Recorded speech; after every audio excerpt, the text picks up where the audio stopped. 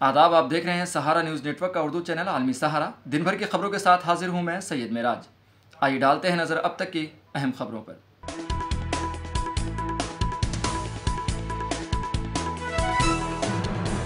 Tamil Nadu BSP सदर की आखिरी रस्मात अदा, मायावती ने पेश किया खिराज। रियासती हुकूमत से CBI जांच का मुतालबा।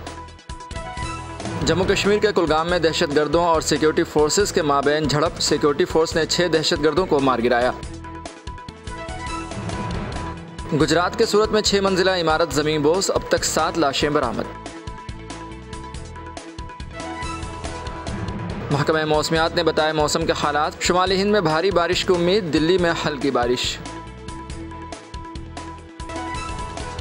फिलिस्तीन पर इसराइल के जालिमाना हमले जारी, तल अबीब में नेतन्याहू हुकूमत के खिलाफ एहतजाजी मुजाहिरा।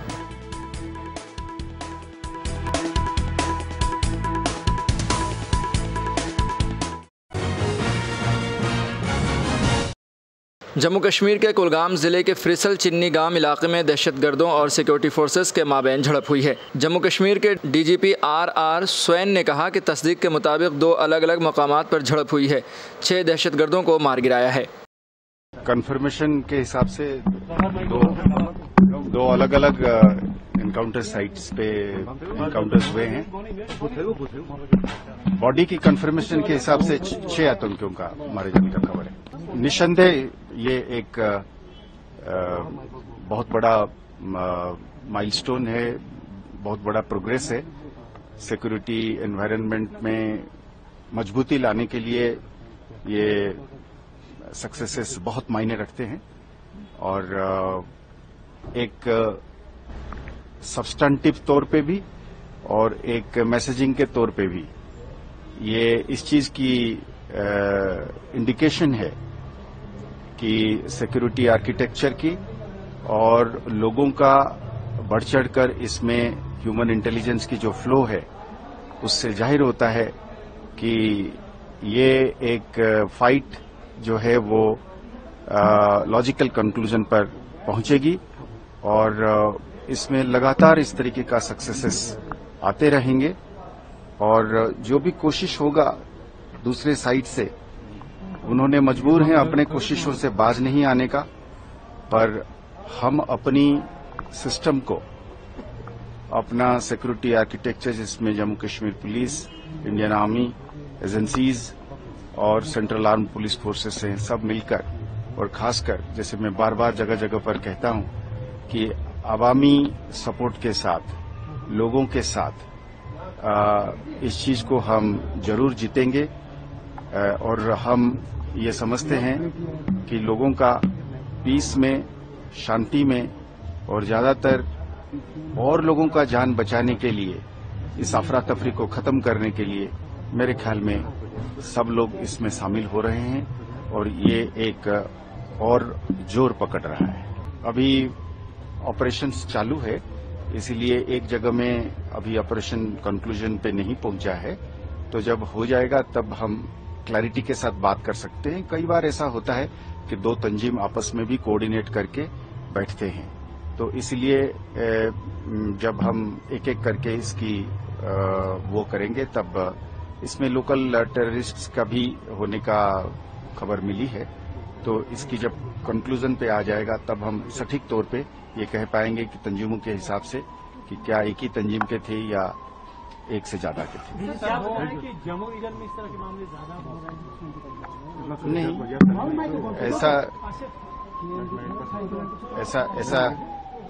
ऐसा नहीं है कि ऐसा है कि स्टैटिस्टिक्स एक ऐसी चीज है, नंबर एक ऐसी चीज है जो हमेशा सिक्योरिटी सिचुएशन की पैरामीटर्स को या सिक्योरिटी सिचुएशन को बयान नहीं करती है और पर हम हर इंसिडेंट को, हर एक्ट को बड़ा ग्रेविटी के साथ और बड़ा सीरियसनेस के साथ लेते हैं।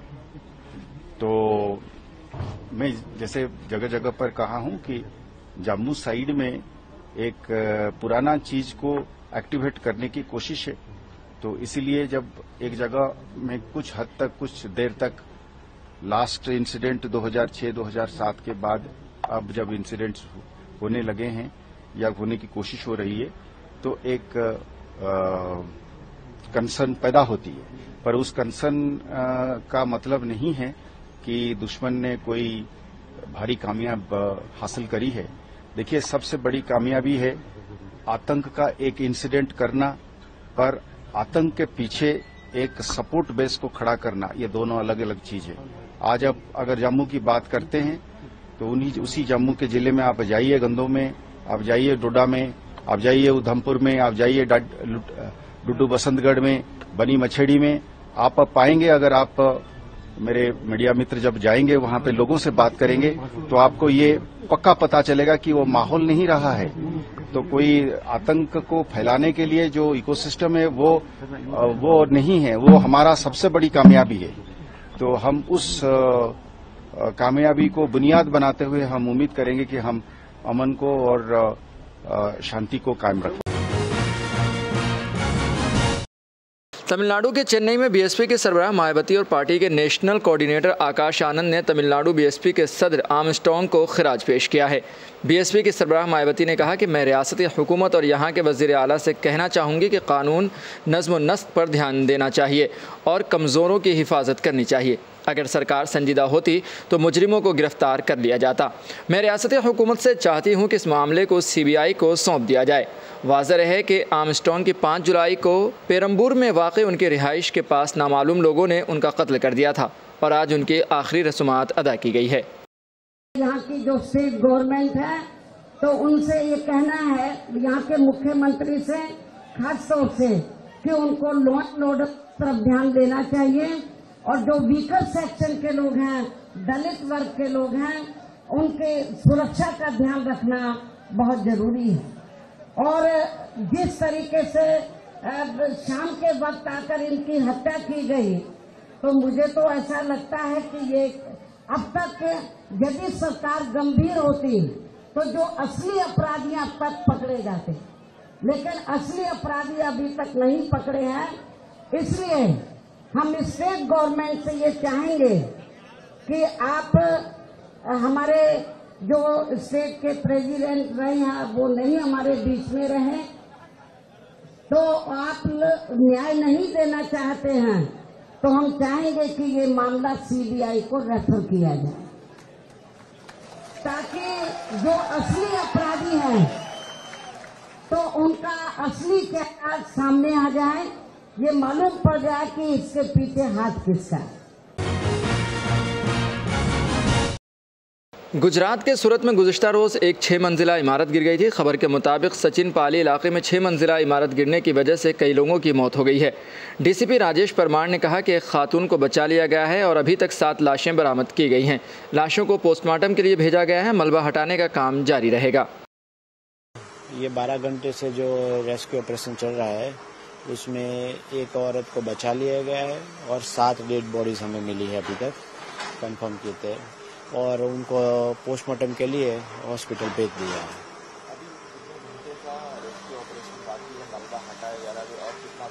अभी वो तो पूरा पक्का नहीं कह सकते कि कितना, लेकिन अभी ये मलबा हटाने का काम चालू रहेगा।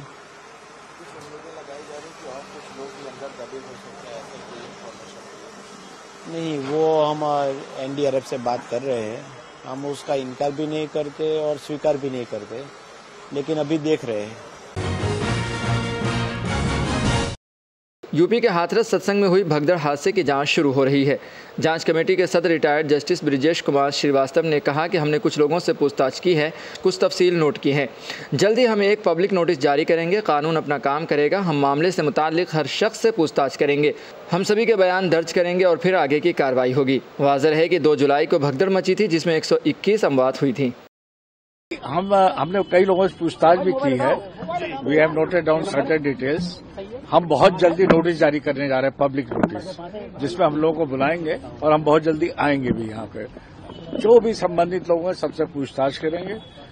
Law will take its own course. हम हर आदमी से पूछताछ करेंगे जो इससे संबंधित हो, हुज एवर ही में भी। सर ये ऑफिशियल्स होंगे, आम जनता है, एवरीबडी जिसे हम ठीक समझेंगे, जिससे हमें मदद मिलेगी। कुछ सब। कल आप स्पॉट पर भी गए थे सर, आपने क्या एनालाइज किया? सर एनालाइज तो छोड़िए, उसको जो चीज हमें नोट करना था हम नोट। सर एक चीज बता दीजिए कि कल से लेकर आज तक 2 दिन से आयोग की टीम यहाँ पर है, कितने लोगों के स्टेटमेंट दर्ज किए, कितने अधिकारियों के दर्ज किए, डॉक्यूमेंट्स वगैरह मांग लिए, क्या कुछ जांच कहाँ तक पहुंची? हमने प्रोसीजर, हमने पूछताछ की है सबसे, हाँ। क्योंकि ऑफिशियली हम जब नोटिस जारी कर देंगे तो हम वो सब रिकॉर्ड करेंगे जी। सारे ऑफिसर्स के, जो भी संबंधित होंगे, जो पब्लिक के लोग होंगे, जो प्रेस के लोग होंगे, क्योंकि उसी से हमें मदद मिलेगी। Then we will proceed further. आज हमने पूछताछ की है, आज हमने बहुत लोग पब्लिक के थे, सबसे पूछताछ की। दिल्ली में मौसम के हालात पर आईएमडी के साइंसदान डॉक्टर नरेश कुमार ने कहा कि मानसून चल रहा है। शुमाली हिंदुस्तान में लगभग सभी जगहों पर भारी बारिश की उम्मीद है। पंजाब, हरियाणा और हिमाचल प्रदेश में भी भारी बारिश की उम्मीद है। उत्तराखंड में हमारा अंदाज़ा है कि आज बहुत ज़्यादा बारिश हो सकती है। वस्त हिंद में भी बहुत ज़्यादा बारिश की उम्मीद है। दिल्ली में भी बारिश की उम्मीद है। आने वाले 4-5 दिनों तक भी दिल्ली में हल्की बारिश की उम्मीद है। आने वाले दिनों की बात करें, अभी जो मानसून ट्रफ है वो एक्टिव फेज में है, ऑलमोस्ट नियर नॉर्मल पोजीशन है। और उसके प्रभाव से अभी क्या है कि नॉर्थ इंडिया में आज के दिन ऑलमोस्ट सारी जगह पे हैवी या वेरी हैवी रेनफॉल रहेगा। अगर हम पंजाब से स्टार्ट करते हैं, पंजाब, हरियाणा, उसके बाद हिमाचल भी आज हैवी रेनफॉल हो सकता है। और उत्तराखंड में हमारा अनुमान है कि आज एक्सट्रीमली हैवी, मीन 20 सेंटीमीटर से ज़्यादा भी रेनफॉल एक्टिविटी हो सकती है। उत्तर प्रदेश में भी rainfall activity heavy, very heavy रहेगा। और नॉर्थ ईस्टर्न स्टेट में भी आने वाले 4-5 दिनों में rainfall activity heavy, very heavy spell चलता रहेगा। इसके अलावा अगर आप सेंट्रल इंडिया की बात करें, वहाँ भी आने वाले 5 दिनों में heavy, very heavy spell continue रहेगा। इसके अलावा वेस्ट कोस्ट में भी, specifically Konkan, Goa, coastal Karnataka, south interior Karnataka, Kerala में भी हैवी, वेरी हैवी स्पेल आने वाले दिनों में कंटिन्यू रहने का अनुमान है। देखिए, अगर दिल्ली की बात करें स्पेसिफिकली, तो आज वहाँ पे एक सर्कुलेशंस है, उसके प्रभाव से आज हमारा अनुमान है कि दिल्ली में कहीं ना कहीं light to moderate rainfall activity रहने का पॉसिबिलिटी है। उसके बाद आने वाले सब्सिक्वेंट 4-5 दिनों में लाइट रेनफॉल ही रहेगा, लेकिन कहीं ना कहीं इससे में हल्का फुल्का ड्रिजल और लाइट रेनफॉल हो सकता है। मुल्क के मुख्तलिफ रियासतों में बारिश की वजह से सैलाब जैसे हालात पैदा हो गए हैं। महाराष्ट्र के पालघर का इलाका भी ज़ेर आब है। एनडीआरएफ की टीम ने पालघर के उस गांव से 16 लोगों को बचाया है। किसान खेतों में फंस गए थे। उत्तराखंड के देहरादून और कई इलाकों में बारिश की वजह से सैलाब जैसे हालात बने हुए हैं। ऋषिकेश में ऊपरी पहाड़ी इलाकों में बारिश की वजह से गंगा नदी की आबी सतह बढ़ी हुई है। ऋषिकेश कस्बाती इलाके के एसपी लोकजीत सिंह ने कहा कि पहाड़ी इलाकों में पहले से बारिश की पेशेनगोई थी और आबी सतह बढ़ने की भी उम्मीद थी। पुलिस के जरिए एहतियाती इक़दाम किए गए हैं। लोगों को नदी के करीब जाने से रोका जा रहा है। देखिए, पर्वतीय जनपदों में बारिश का पहले से पूर्वानुमान था, उसी के दृष्टिगत जलस्तर बढ़ने की संभावना थी, तो थोड़ा जलस्तर बढ़ा है। हम लगातार संबंधित विभागों जैसे सिंचाई विभाग और प्रशासन के संपर्क में हैं। पुलिस द्वारा अपना प्रिवेंटिव कार्रवाई कर ली गई है, सभी को चेतावनी दी गई है और वहाँ ड्यूटी भी लगाई गई कि घाटों के आसपास जो भी लोग हैं उनको हटा दिया गया और वहाँ लोगों को जाने से रोका भी जा रहा है ताकि उनको सुरक्षित रखा जा सके। सर, कुछ ऐलान भी करोगे पब्लिक के लिए कि ना जाएं, जलस्तर बढ़ रहा है? हाँ, देखिए, सभी तरह के प्रयास किए जा रहे हैं, सोशल मीडिया के माध्यम से भी, न्यूज़पेपर के माध्यम से भी, और अनाउंसमेंट वहाँ पे लोकल पुलिस वाले घूम घूम के अनाउंसमेंट कर रहे हैं। जो तटों के तटीय इलाके हैं, नदी के किनारे वाले इलाके हैं, वहाँ से लोगों को निकाला जा रहा है। उत्तर प्रदेश के हापुड़ में फलों के बादशाह आम की मखसूस अंदाज में देखभाल की जा रही है। आम को बारिश से बचाने के लिए हापुड़ में आम की अनोखे तरीके से बागवानी हो रही है। बारिश से बचाने के लिए किसान आम को वाटरप्रूफ बैग में रखकर तैयार कर रहे हैं। फ़िलिस्तीन पर इसराइल के ज़ालिमाना हमले जारी हैं और एहतजाजी मुजाहरे भी हो रहे हैं। तल अवीव में गुज़िश्ता रात नेतन्याहू हुकूमत के ख़िलाफ़ मुजाहरा हुआ। गज़ा में क़ैद इसराइली शहरियों की रिहाई के लिए हज़ारों अफराद ने मुजाहरे किए हैं। पुलिस को मुंतशिर करने के लिए वाटर कैनन और घुड़सवार पुलिस का इस्तेमाल किया गया। दूसरी जानिब शुमाली मकबूजा फ़िलिस्तीन के अल जलील पर हिज़्बुल्लाह का मिसाइल हमला हुआ है। हिज़्बुल्लाह लिबनान ने इतवार के रोज़ शुमाली मकबूजा फ़िलिस्तीन में सहीयूनी बस्तियों और ठिकानों पर नए हमलों का आगाज़ कर दिया है। मुहर्रमुल हराम 1446 हिजरी के आगाज़ के साथ ही गिलाफ काबा तब्दील किया गया। सोने और रेशम की कढ़ाई से मुज़य्यन सऊदी अरब में नए हिजरी साल 1446 के मौके पर गिलाफ काबा की तब्दीली की पुरवकार तकरीब का एहतमाम किया गया। 7 जुलाई 2024 यानी 30 ज़िलहज्जा को माह मुहर्रमुल हराम का चाँद नज़र आ गया। लिहाजा यकम मुहर्रमुल हराम 1446 हिजरी मुताबिक 8 जुलाई बरोज़ पीर को होगा, जबकि यौम आशूरा 17 जुलाई बरोज़ बुध को है।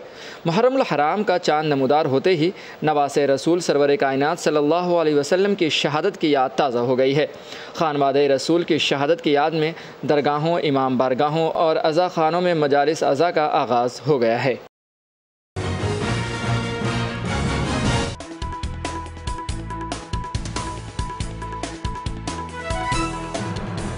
तमिलनाडु बीएसपी सदर की आखिरी रस्मात अदा, मायावती ने पेश किया खिराज, रियासती हुकूमत से CBI जांच का मुतालबा। जम्मू कश्मीर के कुलगाम में दहशतगर्दों और सिक्योरिटी फोर्सेस के माबैन झड़प, सिक्योरिटी फोर्स ने 6 दहशतगर्दों को मार गिराया। गुजरात के सूरत में 6 मंजिला इमारत ज़मीन बोस, अब तक 7 लाशें बरामद। महकमा मौसमियात ने बताया मौसम के हालात, शुमाली हिंद में भारी बारिश की उम्मीद, दिल्ली में हल्की बारिश। फिलिस्तीन पर इसराइल के जालिमाना हमले जारी, तल अबीब में नेतन्याहू हुकूमत के खिलाफ एहतजाजी मुजाहिरा।